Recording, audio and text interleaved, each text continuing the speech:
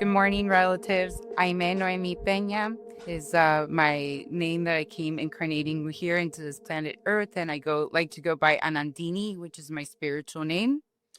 And I am a medicine woman and a visionary artist. And I am currently located in Baja, Mexico. And I work for an Iboga treatment center, and I work for an Ibogaine flood center. The first one is called ibogaineTreatmentCenter.com, and the second one is ibogainefreedom.com. And I've been affiliated with this clinic for almost 3 years now, and I serve medicines such as Kambo, Bufo, Huachuma, and mushrooms here. And we also integrate other ancestral medicines here in this clinic. We do temazcals here, and we do along with other classes here. And I've been on this path for 10 years now. This year marks its decade. So it's a very big chapter of my life. And I'm walking this with the most humbleness and reverence to these ancestral medicines that are so good for us right now. And as a humankind and working through our shadows, they've become really great allies for me. And this path, I was led into this medicine path because I suffered from addiction myself. And I knew that there was something beyond what the material world was offering. So I went seeking, and the plants and the animals, they presented themselves along the way. That's a little, so I now so gratefully give back. And now working with Iboga, which is such a profound, intelligent, pristine instructional medicine for grounding and rewiring one's pattern to create grounding stability in this world. So I will start by saying about that much. So thank you for having me here today. Really appreciate it. Full of gratitude, with open heart to share myself and my path and what I came to share with love. I would say it's definitely my most exciting, hardest, challenging journey I've encountered in my life. Life does not get easier. As a matter of fact, I've encountered a lot of more challenges, and the beauty and the grace that this medicine path gives me, allows me to know and have faith and that greater source that's behind our consciousness to guide me and handling whatever it is that's being presented in my life, and surrendering to that with a lot of gratitude and knowing that it's being done for me.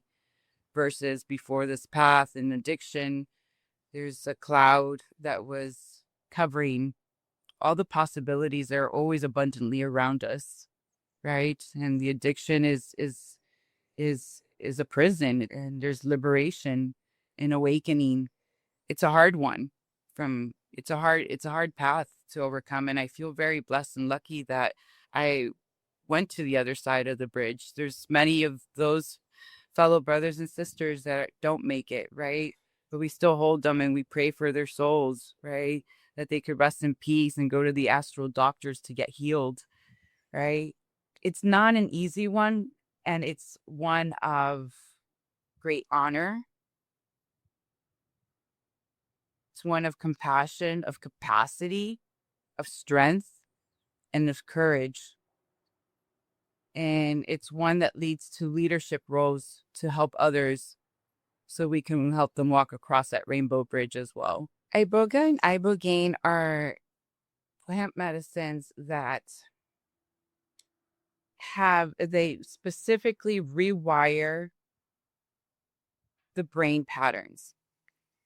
And our life is mental, first hermetic principle, right? So the cleaning of the mind is what is so imperative for us to live an aligned life. Without a clear mind, we cannot receive the messages from the divine. And Iboga and Ibogaine is its own medicine in its own category. It has its own different spirit, and after so many years of working with all of the other ancestral medicines, I finally this year surrendered to working with Iboga. And it has profoundly allowed me to integrate all these years of ayahuasca, Huachuma, peyote, mushrooms, bufo, changa, like all these medicines that have so openly come into my life for me to experience, right? The Iboga, which I consider is like the father medicine, it's a revealing of the subconscious patterns that one is running behind in a very direct way without having the attachments that our emotions lead to these patterns. So I'm able to see this from a very neutral standpoint, be like, okay, wait, why do I do this? Wait, something that I've been doing for years, a habit, so simple and subtle. It's like, where is this coming from? Oh, this is maybe a soothing comfort, instant gratification. What is this bringing to my life? Do I really want this? It gives me a perspective to evaluate, to truly be honest with myself and revisit all these parts of myself that I have worked on in this past decade, right? And this is part of being a medicine practitioner is doing one's own work because through one's own work, then can we hold that space for our brothers and sisters in an aligned, integrous way. And this medicine allows that for me to do that. It's so divinely pristine, instructionally guided. Um, I feel there's a very big Christ consciousness in this medicine because it's like what is right. Okay, I want to do this now to make this right, to better myself, to be in my highest alignment. Without an integration, there's an incomplete process, which leads to leaky energy, leaky energy leaks, containers that are not closed in life because it's a wisdom that's been given to you. These medicines allow those gateways for one to tap into that consciousness to receive the divine message, right? To have this applicable towards our material life, which is the balance as above, so below, as within, so without. So the more that we harmonize within our parts ourselves, we can create that cohesiveness and resonance in our lives. At the end of the day, that all boils down to perspective, right? And when there's that form of thinking, that perspective or that singular point, soul is viewing something from a limited perspective because it's being judged. And I think it's important that we speak about the beautiful things that continue to speak is share stories about our beautiful experiences and what these medicines bring. So it can start decrumbling the walls of judgment for those who cannot see past the possibilities, right, that are being offered. And I think we are at this time evolving, especially with Ibogaine, with the Texas bill being passed and other states coming on board with doing testings for veterans. We've had a good group of veterans come through here that are healing from their PTSD so they can come back wholesome to their families and integrate that, right?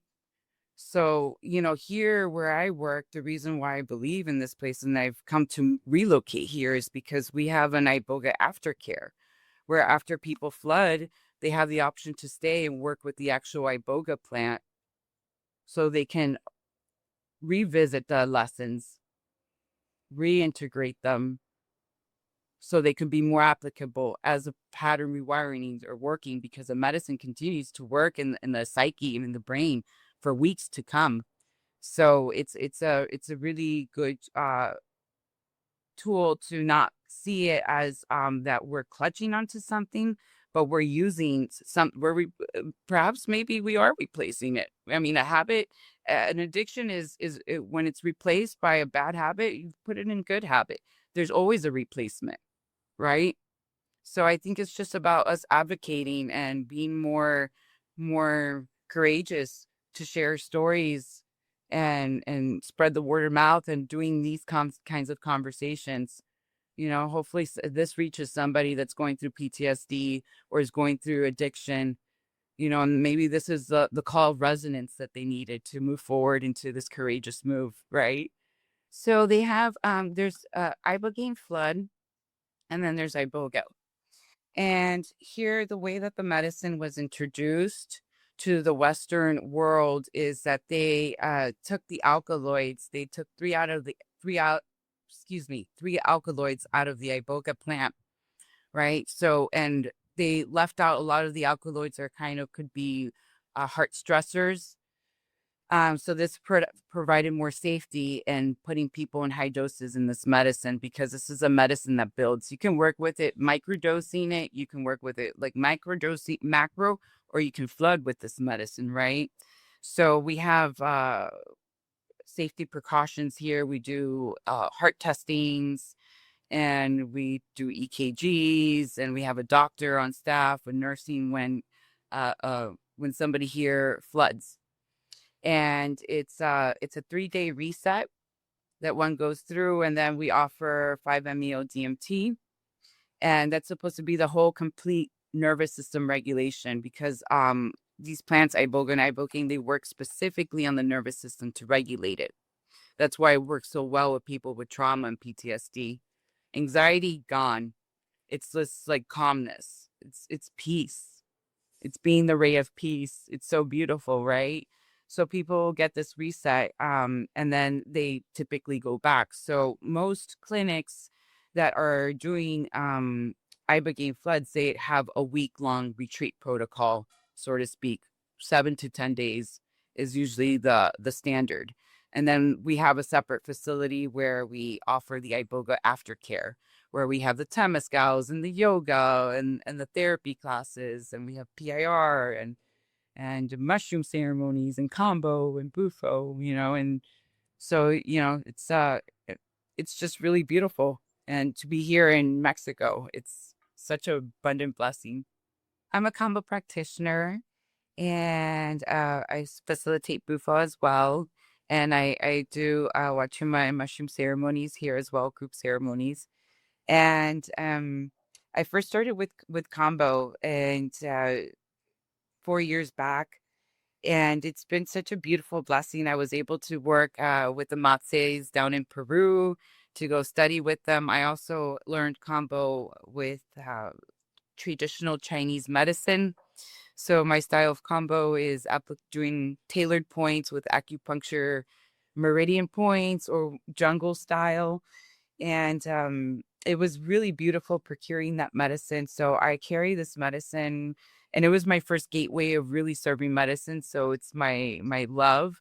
And then the Kambo and works really well with sapo, the toad medicine. And ever since I got certified, I started working with Bufo very closely. And Bufo was profounding catapult changing medicine in my life, kind of like Iboga, right? Well, first it was ayahuasca, and then it was then it's Bufo. Now it's like, oh, Iboga. But yeah, so the toad medicine, I've seen so many beautiful things come out of that medicine, and I just love serving Bufo, because it's just so much universal love and truth. And I love doing working with the children as well, the mushrooms. I love doing rituals in my ceremonies. I do rose rituals and tobacco rituals. We sing, we do have fire. I get very creative and playful in my ceremonies. And I've also rocked the Red Road with the Lakota family, and I've done some vision quests in Ecuador. So I've had my beautiful chances to work and travel with teachers.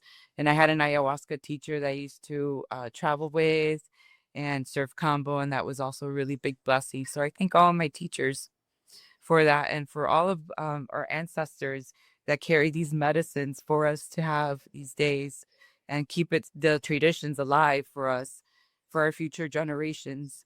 And I'll say about that much. You can get in touch with me through my website. It's sovereignhealingsanctity.org.